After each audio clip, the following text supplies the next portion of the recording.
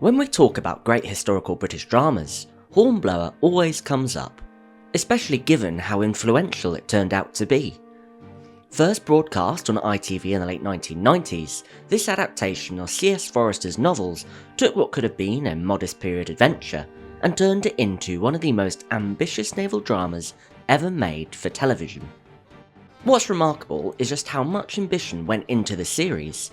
From building full-scale ships and filming at sea, the production consistently punched well above its weight. It also gave us one of British TV's most compelling reluctant heroes in Horatio Hornblower. And then there are the lesser known details, production quirks, casting choices, historical oddities, and behind the scenes decisions that shape the decision in ways most viewers never notice. So let's take a look at 10 fun facts about ITV's Hornblower.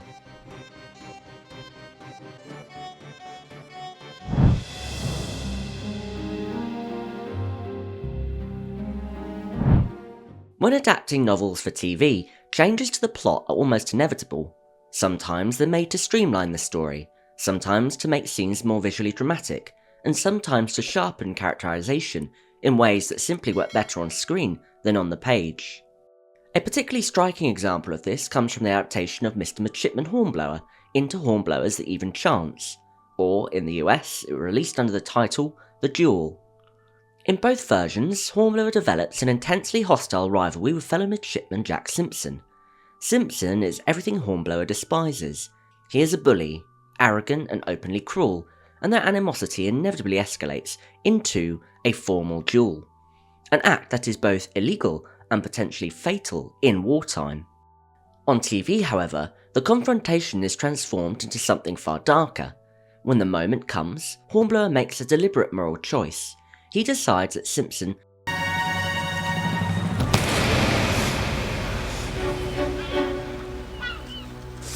You're not worth a powder. Rather than ending the conflict, this humiliation drives Simpson into a violent rage. He abandons the pretense of honour altogether and attempts to murder Hornblower outright, only to be stopped by a sudden, lethal sniper shot by Captain Pellew. Exceptionally fine shot, sir. If I may say so, sir. You may, Mr. Bowles. You may. In the novel, Forster takes a different approach. The duel goes ahead, both men pull the trigger, and nothing happens. The pistols are empty, followed by a furious dressing down from Pellew for risking each other's lives when the Navy can ill afford such stupidity. The television version heightens the stakes dramatically, but it also serves a clear character purpose. Hornblower's refusal to fire reinforces his moral core and self-control, while Simpson's reaction strips away any illusion of honour. Pellew's intervention, meanwhile, establishes his watchful authority and his willingness to act decisively. It's a great example of how the TV show adapted Forester's material, not by discarding it, but by reshaping it to suit the demands of TV.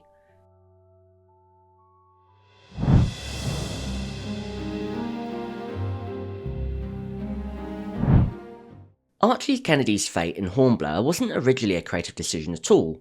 The C.S. Forester estate would only grant permission for Mutiny and Retribution to be filmed if Archie Kennedy was written out of the series entirely. From their perspective, this wasn't unreasonable. In the novels, Archie is a relatively minor figure, appearing briefly and leaving little lasting impact. The television series, however, turned him into Hornblower's closest friend, someone who humanised Horatio, sort of softened his edges and gave him an emotional anchor that simply didn't exist in the core source material. In the estate's view, this was pulling Hornblower too far away from Forester's more isolated, introspective character. The writers negotiated a compromise. Archie could remain, but only if he died on screen. What followed was a quietly brilliant act of creative defiance. Instead of removing Archie abruptly or unceremoniously, they gave him one of the most emotionally resonant moments in the entire series. It was a heroic sacrifice to save Hornblower's life. I alone pushed Captain Sawyer into the hold. I think we've had enough, gentlemen. Technically, the estate got what it asks for. Archie was gone, but the consequences were entirely different from what they intended. Hornblower does indeed become more reserved, more guarded and more emotionally distant in later episodes. somewhat closer to the character in the books. Yet many interpret this not as his natural temperament, but as the psychological fallout of Archie's death. It's a classic case of be careful what you wish for. The dour Hornblower of the novels emerges, but reframed through the trauma, rather than his personality. And for fans of Archie Kennedy, there's some small consolation. On the page he's a footnote. On the screen, he became a fully realised character.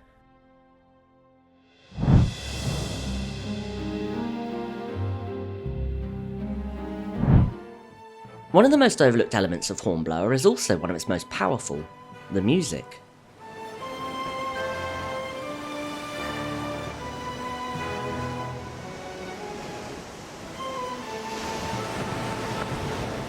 The score does an enormous amount of heavy lifting, underscoring every naval battle and elevating the moments of tension.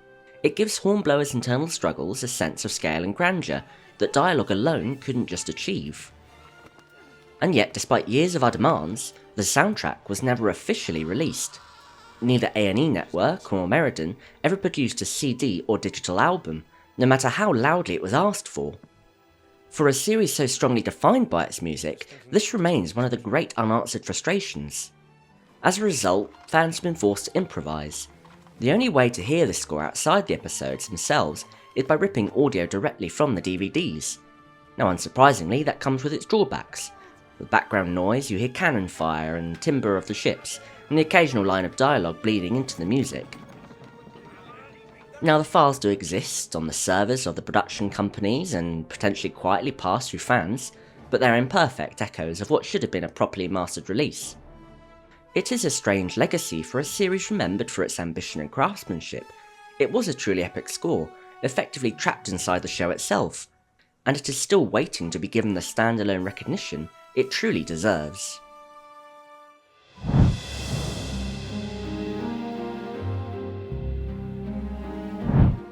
Rather than adapting C.S. Forester's novels in strict publication order, Hornblower took a far more flexible and ultimately smarter approach.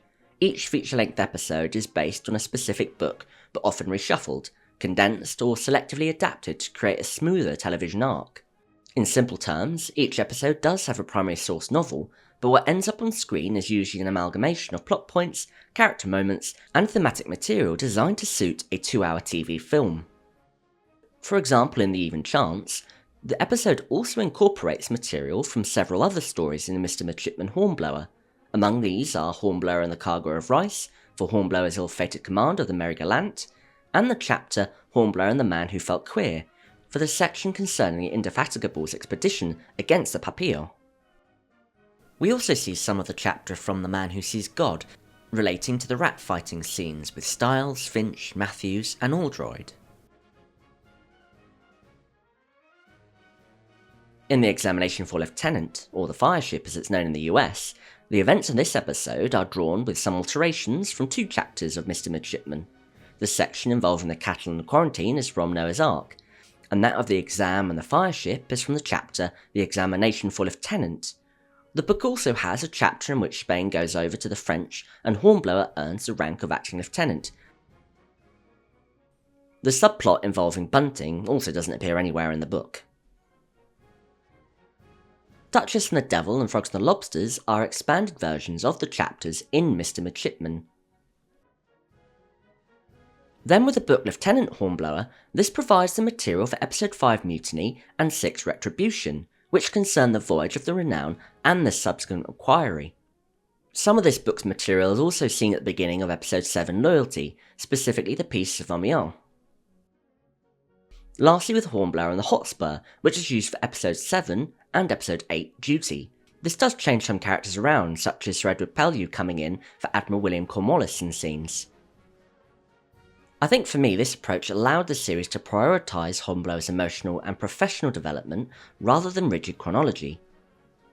Events are reordered, characters linger longer than they do in the books, and themes are allowed to breathe, all while remaining remarkably faithful to Forester's tone and intent.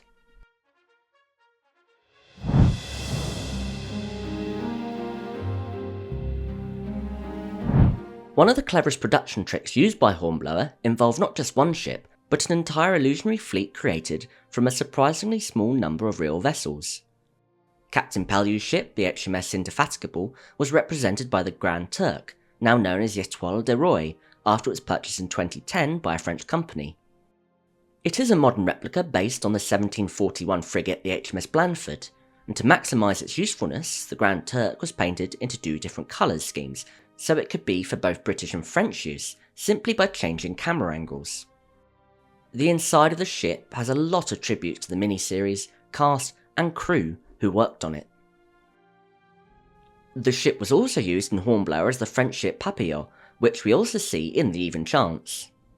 With Hornblower's own command, the HMS Hotspur, this was portrayed by the Earl of Pembroke, a civilian ship that underwent careful conversion to give it the look and proportions of a naval sloop. Smaller vessels were represented by working ships already in service. The Baltic trading schooner Julia and the brig Phoenix of Del Quay were both repeatedly redressed to play a variety of roles throughout the series. Larger ships of the line posed a far greater problem. By the time Hornblower entered production, no real 74 gunship existed anywhere in the world, the last, the HMS Implacable, having been scuttled in 1949. As a result, major ships such as the HMS Justinian and the HMS Renown had to be recreated using large-scale models for exterior shots. For the first series, the production went a step further and built a partial 74 gunship set known as the Pontoon. This consisted of one full exterior side with 3 open sides that allow cameras to capture live action across multiple decks at once. An ingenious solution that gave the illusion of a vast warship without actually having to build a full one. Later, when absolute authenticity was required, live action scenes on the quarterdeck and gun deck were filmed aboard the real HMS Victory. Yet when you watch the final cut of each episode, everything feels expansive, and it was all achieved through a combination of replicas, conversions, models, and sheer production ingenuity.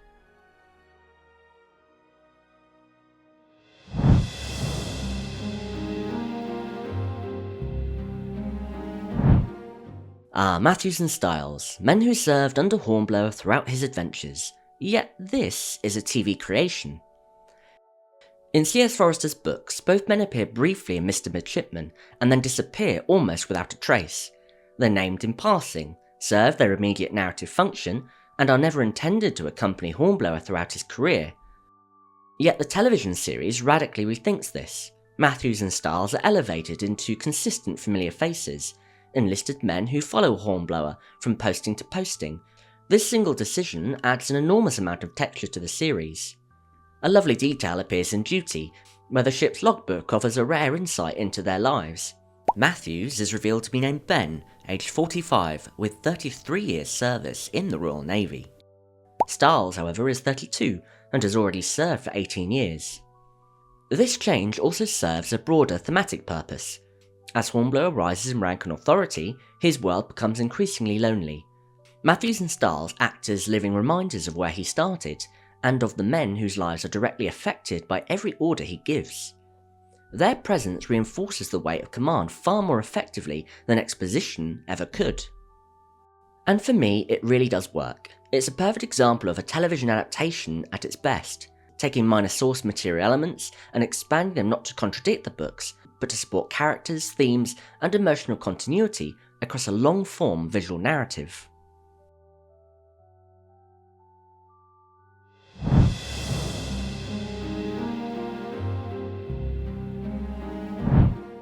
One of the reasons Hornblower still looks so convincing today is its heavy reliance on large-scale practical models rather than early CGI. By the late 1990s, computer-generated ships simply couldn't deliver the movement or realism required for Napoleonic naval warfare. Instead, the production commissioned massive remote-controlled scale models to represent ships of the line during major battle sequences. The largest of these models measured around 7 meters in length and weighed approximately 1,400 kilograms. These weren't lightweight miniatures, they were engineering projects in their own right, capable of realistic maneuvers, convincing sail behaviour, and believable interaction with real water. These models were filmed in controlled water environments, and then seamlessly edited together with live-action footage shot aboard full-size ships and sets. It's also why Hornblower avoids that dated look that plagues many late 90s productions. Practical effects aged far more gracefully than digital ones. and the decision to invest in real models gives the series a tactile authenticity that modern viewers still respond to. Hornblower didn't fake its naval warfare, it just miniaturized it.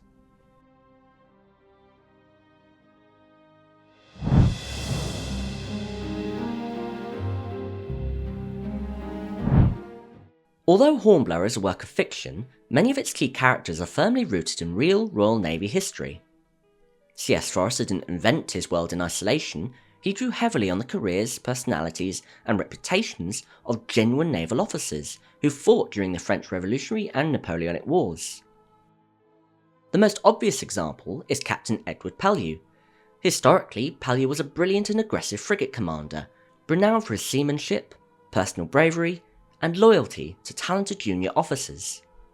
The real Edward Pellew achieved much during his time in the Navy, such as an event in 1797 when he was the captain of the real frigate Indefatigable and drove the much larger French ship Doigt aground on the Brittany coast. Or his bombardment of Algiers in 1816, which forced the release of Christian captives. Forester's Pellew retains all of these traits, acting as both mentor and protector to Hornblower, much as the real Pellew did for promising officers under his command. Some other real-life character comparisons we see are John Shrapnel as Francois de Charette in The Frogs and the Lobsters. Just like his counterpart in the show, in real life he was a French military officer and politician. He served in the French Navy during the American War of Independence, before becoming disillusioned by the French Revolution. After briefly leaving France in 1792, he returned and took part in the defence of the royal family at Tuileries Palace. When revolt broke out in the Vendée against attacks on the church and mass conscription, he became a key royalist leader, waging an effective guerrilla war against revolutionary forces. A brief peace in 1795 collapsed, and his involvement in the failed royalist landing at Quiberon, like what we saw in the episode, led to his pursuit by les Hoches. Wounded and captured near La Chapotterie, he was taken to Nantes, swiftly tried and executed by firing squad. In the same episode we have Peter Vaughan as Lord Hood, who is based off the real Samuel Hood, 1st Viscount Hood. He was a Royal Navy officer and politician who built a long and distinguished career at sea. As a junior officer, he saw active service during the War of the Austrian Succession. He later rose to senior command, serving as Commander-in-Chief of the North American Station and then the Leeward Islands Station. During the American Revolutionary War, he led the British fleet to victory at the Battle of Mona Passage in April 1782. His later career saw him appointed Commander-in-Chief Portsmouth, followed by First Naval Lord. After a brief return to the Portsmouth Command, he ended his active service as Commander-in-Chief of the Mediterranean Fleet during the French Revolutionary Wars. We also have smaller roles with obvious real-life comparisons, such as Jerome and Betsy Bonaparte. Although let's not discuss that god-awful fake American accent by Betsy. What have you done if you have hurt him? I've done nothing. Damn you. Jerome! Jerome! Calm yourself. You would not leave me. Hornblower himself is often seen as a composite figure, rather than a direct stand-in for a single historical person. That said, his career trajectory and rapid promotion, independent commands at a young age, and repeated acts of heroism strongly echo figures like Horatio Nelson. Unlike Nelson, however, Hornblower lacks charisma and confidence, making him a more introspective, anxiety-ridden counterpart to Britain's most famous naval hero. Another major influence is Thomas Cochrane, one of the most daring and unconventional officers of the era. Cochrane was famous for audacious raids, unorthodox tactics, and a willingness to bend or outright ignore the rules to achieve victory. Many of Hornblower's smaller ship actions, coastal raids, and calculated risks feel directly inspired by Cochrane's real exploits.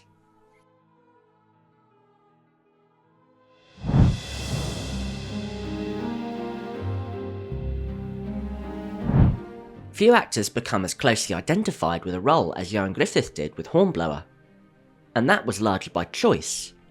Gruffudd didn't see Hornblower as a stepping stone, he saw him as a once-in-a-career opportunity. and from the very beginning he was enthusiastic about portraying the entire arc of Horatio's life, from awkward, socially anxious teenager to seasoned, battle-hardened officer. That commitment came with real risk. Griffith was already in his mid-20s when filming began, yet Hornblower should be 17 in the first film. But rather than hiding this, the production leaned into performance and character to sell the illusion, and Griffith's physical restraint, nervous energy, and self-conscious body language made the age gap largely irrelevant. Behind the scenes, Griffith was vocal about how much he valued the role. He repeatedly turned down other work to remain available for future Hornblower films, fully aware that committing to a long-running period role could lead to typecasting. In interviews over the years, he has spoken warmly about the character, describing Hornblower as someone he felt very protective of. In fact, when he spoke to Ashley V. Robinson from Popverse in December 2025, he said, "Hornblower was a huge get for me as a young actor. It was such a huge stepping stone. Somebody took a risk on a complete unknown to put them as the lead of this huge franchise, as it was at the time." He continued to say, "We're here at a convention where I'm here to sign autographs, and Hornblower is one of my best sellers globally."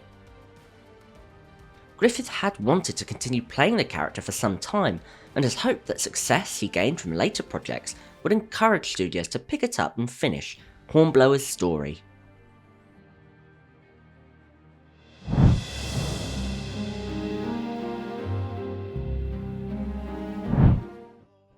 The connection between Hornblower and Sharpe runs far deeper than shared audiences. In many ways, the two series feel like companion pieces, one telling the Napoleonic Wars from the sea, the other from land. The creative link begins with Bernard Cornwell. Having grown up reading C.S. Forester's Hornblower novels, Cornwell admired the way they charted a single officer's rise through the ranks of the Royal Navy. When he later went looking for a similar long-form narrative for the British Army and found nothing comparable, he decided to write one himself. The result was Richard Sharpe, effectively Hornblower's land-based counterpart. Structurally, the similarities are obvious.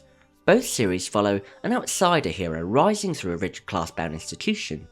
Both protagonists are defined by competence rather than charm, and both inspire fierce loyalty amongst the men they lead while remaining deeply uncomfortable within the officer class.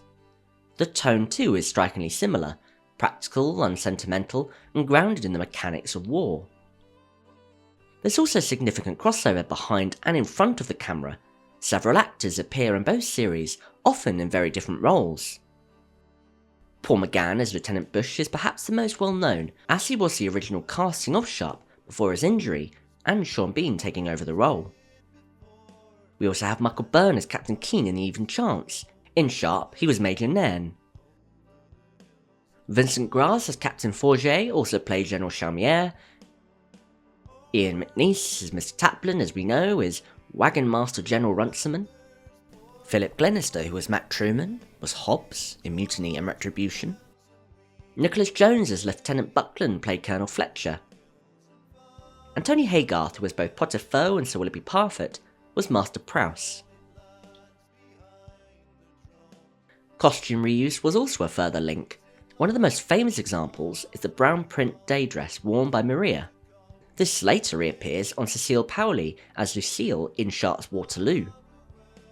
Other uniform elements, civilian clothing and props were also regularly recycled. Even the production philosophy is shared. Both series rely heavily on real locations, practical effects, and physical performances rather than studio CGI. The battles were dirty, confusing, and exhausting. And I think taken together, Hornblower and Sharpe feel less like separate series and more like two perspectives of the same conflict. There are different uniforms and different weapons, but the same world, and the same pressures, linked to the same beliefs. And what makes Hornblower so enduring underneath it all is that it's a carefully crafted character study. It is shaped by smart adaptation choices, historical grounding, and an extraordinary amount of ingenuity behind the scenes. Whether it's bold plot choices, tragic character decisions, missing soundtracks, model ships standing in for an entire fleet, or its shared DNA with Sharpe, Hornblower consistently punches far above what television of the time was supposed to achieve. and that's exactly why it still holds up. If you've not revisited it in a while, I think it's well worth another voyage. And the ITV Drama YouTube channel has uploaded a few episodes already, or you can watch them all on ITVX. Thanks for watching, and I hope you enjoyed. Please do like, share and subscribe to help the channel grow, and let me know in the comments below if you've got any more fun pieces of trivia from the world of Hornblower. Thanks again, and I'll see you over the waves and far away.